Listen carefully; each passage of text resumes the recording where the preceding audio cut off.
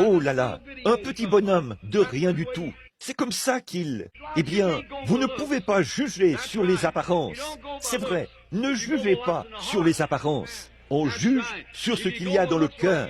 C'est vrai, si on juge sur les apparences, eh bien, Israël aurait eu beaucoup de fil à retordre à l'idée qu'ils obtiendraient de l'eau d'un rocher. C'était la chose la plus sèche du pays. Mais Dieu avait dit, parle au rocher, c'est lui qui a l'eau. Et aujourd'hui, ils disent, si la guérison divine existe, on la retrouverait dans certaines de ces grandes églises classiques.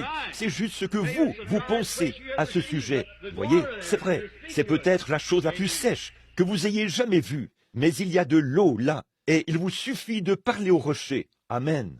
Maintenant, je veux que vous remarquiez. Alors, quand David, je peux le voir s'avancer là et dire, on l'a conduit devant le roi. Il a dit, bon, un instant là, a-t-il dit, amenez ce garçon ici. Il s'est avancé vers lui. Le jour, Saül l'a traité de gringalet. Il devait être vraiment un petit gars, tout maigre, vous savez, aux petites épaules arquées, qui marchait d'une certaine manière et qui le regardait avec des petits yeux innocents. Il lui a dit, eh bien, écoute, tu ne peux pas mener cette bataille. Il a dit que personne ne se décourage en son cœur à cause de ce géant. Il a dit, ton serviteur ira le combattre. Oh là là, j'aime ce courage. Pas vous?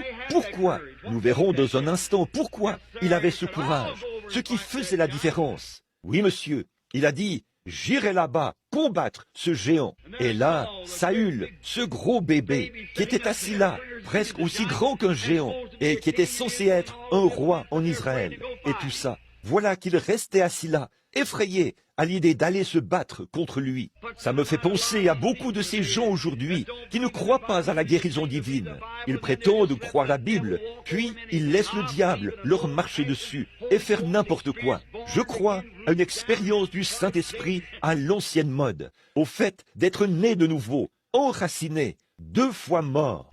Je crois en quelque chose qui rend l'homme vivant. Cela le remplit de courage et de feu. C'est vrai, ça fera en sorte qu'il tiendra tête au diable par rapport à n'importe quelle promesse divine de Dieu et déclarera que c'est la vérité, peu importe de quoi cela a l'air. Le petit David, eh bien, il a dit, tu ne peux pas y arriver. Il a dit, laisse-moi y aller. Il a dit, bon, qu'est-ce qui te fait croire que tu en es capable?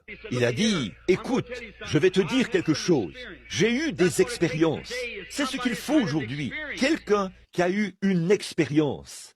David a dit, j'ai eu une expérience. Il a dit, quand je faisais paître les brebis de mon père là-bas, et qu'un lion est venu, un ours est venu, attraper